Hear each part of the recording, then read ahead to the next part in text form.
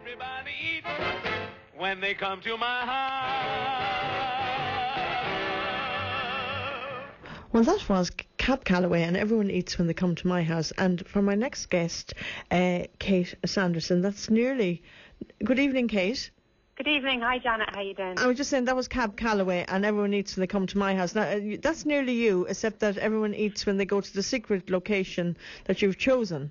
Yeah, that's right. For your pop-up dinners, really, I suppose. That's the sort of general gist of it. And I just wanted to say to our listeners that I've been dying for ages to actually interview somebody about that whole phenomena of pop-up dinners, and I'm delighted to welcome you and you to talk to us this evening about Living Dinners, which is your company or your own invention that you have.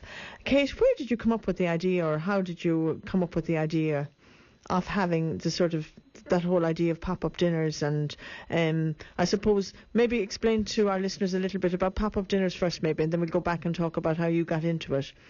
Okay, yeah, so the pop-up kind of concept, it's been around for a while. I'd love to make claim to the fact that it was my idea, but I can't. And kind of popular over in New York and London and stuff like that, and it gives chefs and people that are interested in food the opportunity to put on dinners that aren't in concrete locations like restaurants, and to kind of see see how the food's received and stuff like that. So it's always been something that I've been really interested in doing, and I've worked in kitchens and kind of various cook jobs for years, and just before Christmas time I went over to the States to do a course in raw food, which is raw food. When I say raw food, I mean wild or like organic vegetable, fruits and nuts that haven't been cooked above 42 degrees. Okay. So it's kind of healthy food, but very healthy. And I kind of thought about the fact of mishmashing the kind of living kind of raw food with the pop-up concept. Okay. To kind of try and make it more obtainable for people. So kind of do healthy, but do it in a fun way. Okay. So that's kind of how it came about. Brilliant. So you kind of have two, well, it's called Living Dinners. So you have two kind of ideas there. You sort of have developed the pop-up restaurant idea or dining experience, I'll call it, rather than a restaurant. So it's a pop-up dining experience with another concept, which is the raw food, but kind of doing it. And you know, that's a good one, because I think in that sense people can experience something for one night only. Yeah, definitely. And that's something that we really love about it. Me and all the team that kind of help out with it, is that kind of dreaminess about it, that if you were to come to the venues that we choose, and we choose lots of different venues, we've done them in art galleries and warehouses and stuff like that, and if you were to come the day before or the day after, you'd have absolutely no idea that we'd fed 50 or 80 odd people there on the night. And we bring everything in, and there's something kind of whimsical and dreamy about the fact that it's only there for you and the people that are eating on that one night, and then it's all gone again. Yeah. And I mean, some of the venues you've chosen, I was in particularly taken with the one in Henrietta Street, the old Georgian houses. Is that? I won't ask you about the particulars of the venue, because I lived myself in Henrietta Street and that's why I was so taken by it all. Because they're all sort of the sort of original. I think that it's one of the more original streets in Dublin, but those are such beautiful rooms, and it must have been just really lovely. The evening in one of those rooms.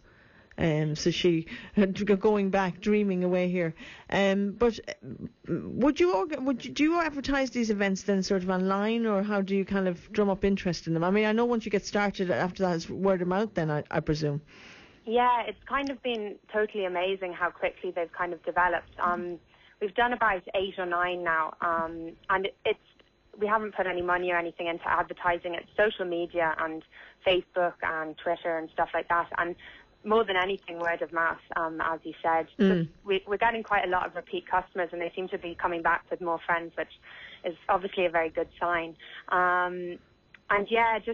It's just increasing like that. We put our next dinners, which are on the 10th and 11th of May. We put them online, the tickets, 2 days ago, and they've already completely sold out, which is just totally overwhelming and amazing. So, yeah, that's unbelievable, because I mean, I was talking to you yesterday morning, and they'd only gone up about 8 o'clock on Tuesday night. Yeah, and they were already half gone at that stage. I know. Yeah. Well, I mean, that's fantastic. I mean, that shows you're doing something right. Yeah. It shows you're going the right way around it. I mean, I think word of mouth. I mean, I think the social media is fantastic, but word of mouth is the way as well. I mean, that's a real concrete, recruitment way in a sense. I suppose just people like what you're doing. I mean, that's the height of it really. And it's very. I mean, I don't want to go into the prices or anything like that, but it is very reasonably priced for the amount of courses, and the sort of whole specialness of the thing. Because people are very used to being paid. I think that's the thing I like about the whole pop-up experience is that people are very, like, for something special, you get charged more. Yeah. Whereas this is something special, but you get charged. It's not for nothing, but it's very much a medium price. Do you know? Yeah. I think would you say that's a fair assessment? Well, I'm very glad you said that.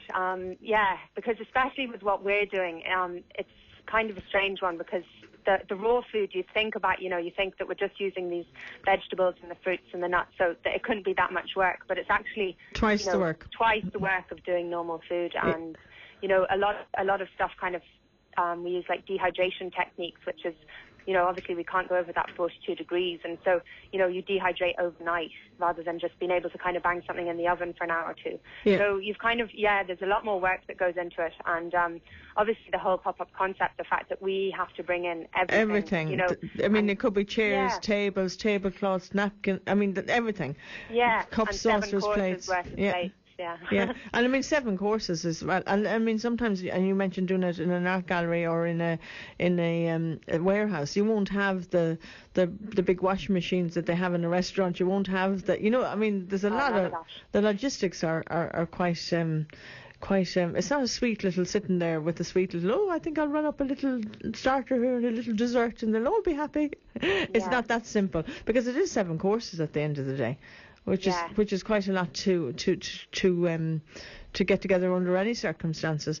But just, Kate, I suppose, because I think sometimes people can have a hard time imagining, especially with the raw food, imagining what they might be eating. I mean, what would be kind of, without giving the next menu, maybe a past menu, if you could give us a little idea of what was on a past menu.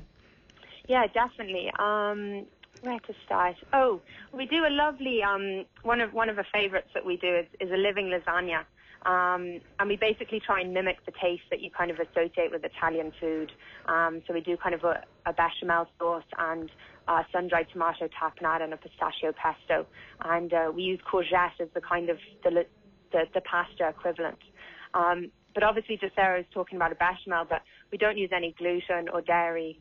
So we make that kind of bechamel kind of mimicking taste with cashew nuts and nutritional yeast, which is kind of a cheesy flavour. And we basically kind of make a lasagna that has kind of text and taste that mimic what we associate with lasagna, so that when you're tasting it, you kind of you remember lasagna. And loads of people, we get really good feedback from that because I suppose there's that association. And also what I really love from like a chef's point of view is that, for me, like being able to make the desserts and being able to do them without, without any dairy and any cream and anything like that, and be able to make these like totally yummy, decadent kind of chocolate tarts and stuff. Yeah.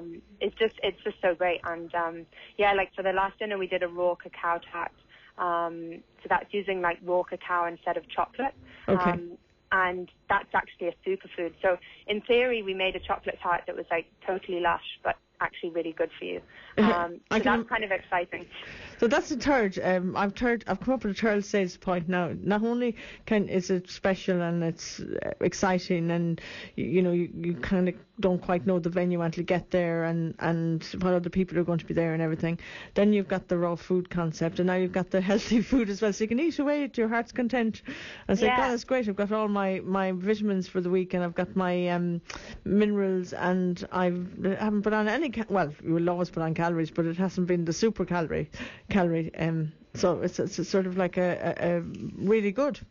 Yeah, and that's kind of what we're trying to do as well, is kind of break down those barriers of, in theory we all want to be healthy, but it's just sometimes not that obtainable, or it seems like tough work, or it tastes like cardboard, and we all want to eat tasty, healthy food, Yeah. And there just doesn't, for us, there didn't seem like there was that much of that around. So to be able to do the pop-ups and kind of mix it with that kind of sense of excitement and also be making really tasty food, but is also healthy, it's kind of giving people the kind of kind of an easy path into that kind of, way of eating. Yeah. Yeah, absolutely. And I mean, the whole thing is just an adventure. So it's an adventure in every sense. So, you just go off for the evening and with a friend or whatever and go to this venue, and it could be fabulous. I mean, I imagine just that Henrietta Street is. It was when I was there, and I imagine, that sort of does large Georgian houses and the type of spaces that are in them. And then there's sort of this whole layer then with the food, and then of course that's sort of being introduced to something that maybe you wouldn't be able to try yourself anyway, or you wouldn't even know where to start. So it all sounds to be really, really special and just a great idea. Yeah. I hope you can come to one soon. Well, I'll tell you something now. I definitely, if you could, it'll be like them tickets. Or maybe we could come to you. Exactly. Would it be like those tickets in the where they put the big tickets for the big bands online and they're gone within seconds because people are just queuing up to get there. But tell us how to get in touch with you then if somebody's there now and they're saying, God, because I mean, I was just saying to you the last time. I mean, I have quite a lot of family members in Dublin, so I mean, if people were interested or they were going to Dublin or it was something that they'd love to try out, how would they get in touch with you?